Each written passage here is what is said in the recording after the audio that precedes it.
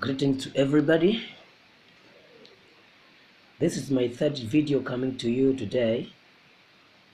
But before my message, I would like to thank all the people who tuned in my first video regarding the allegations of China and US of this COVID-19.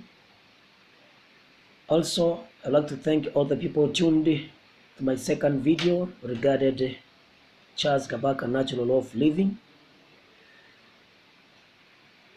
And I thank you for tuning up to the third video, which I'm coming to you today to discuss with you, to share with you. And my message today is why developed countries should support African countries to fight this COVID-19 disease. Why developed countries should support African countries to fight this COVID-19 disease.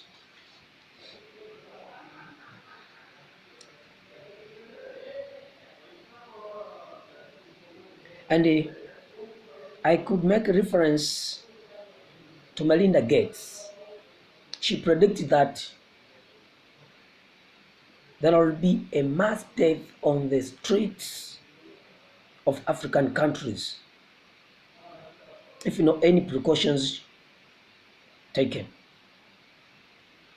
She says that on the Facebook post that of 20th April, she said that many bodies of African countries will be found lying on the streets of African countries due to COVID-19. Yes, she predicted that. And I can say that, and if I compare the health status of developed countries with the health status of our African countries, I can say that she's right. Simply because we have been transferred from African countries to get health service in developed countries. But the data for COVID-19 cases in developed countries is high. What do you expect for the African countries with respect to health conditions of hospitals and health services in African countries? So Melinda Gates' prediction is true, that if there will be any precautions taken, there will be many bodies of Africans on streets. Due to that, I've coming up with this video that why African should be supported to combat this disease. And it is not a request to support African countries, but there is a reason to support African countries. History tells us that during 18th and 19th century, there was slave trade.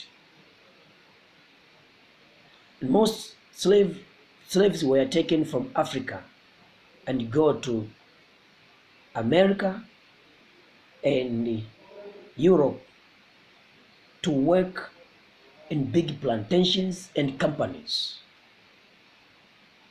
And I wonder why President Donald Trump has refused to contribute to WHO organization, to contribute funds to WHO organization.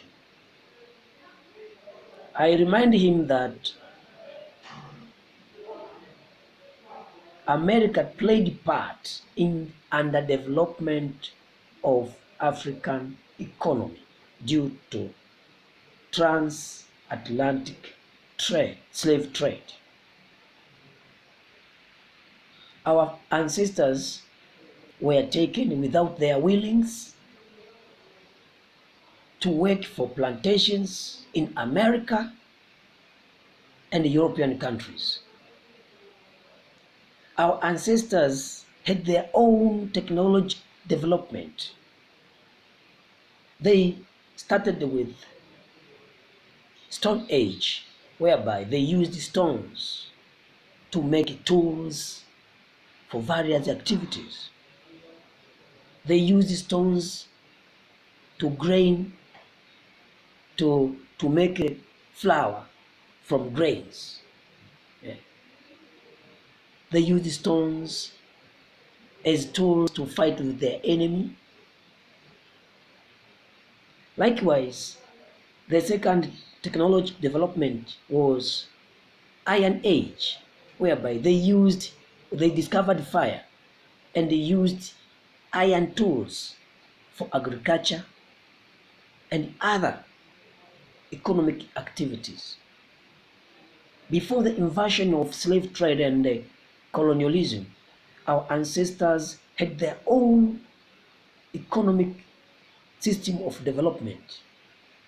This system was distorted by slave trade and colonialism. If there had no colonialism or slave trade, Africa could advance to a high level of economic development.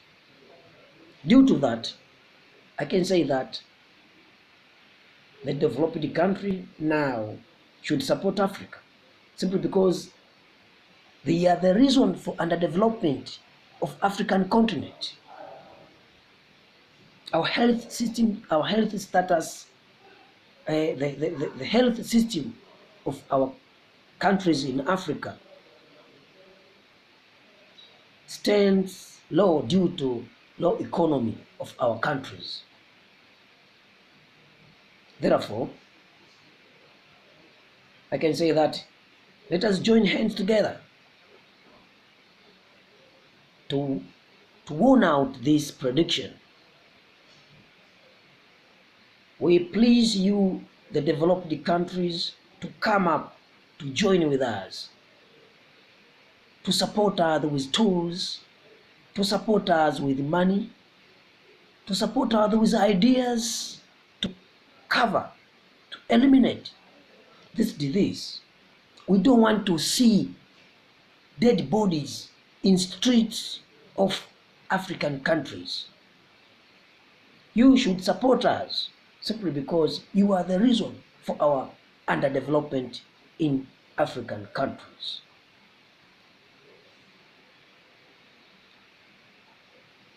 As I heard about Donald Trump's decision to take off contributing WHO budget, I was disheartened. And I came up to see the budget, last year's budget for WHO. Through the Google, I found that last year budget amounted to 4.4 billion US dollars. And I came up to see how many countries, how many countries are found in the world who can contribute to make up this 4.4 billion. And I found that every country, every independent country, may contribute 38 to 40 million US dollars to cover this 4 billion dollars. And I think that it is not right for to share equal amount of 38 US million dollars or 40 US million dollars. It is not right to share equal amount simply because we differ in economic stand.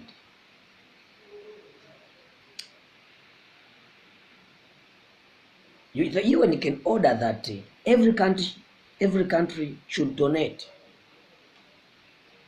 equal amount, but I see that is not right if it will happen that.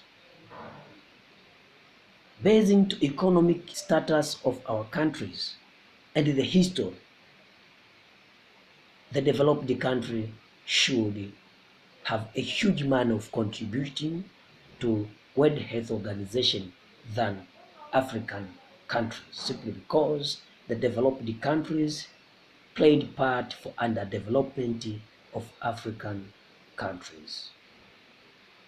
And if you come up to understand me well, thank you very much, and stay tuned for the upcomings.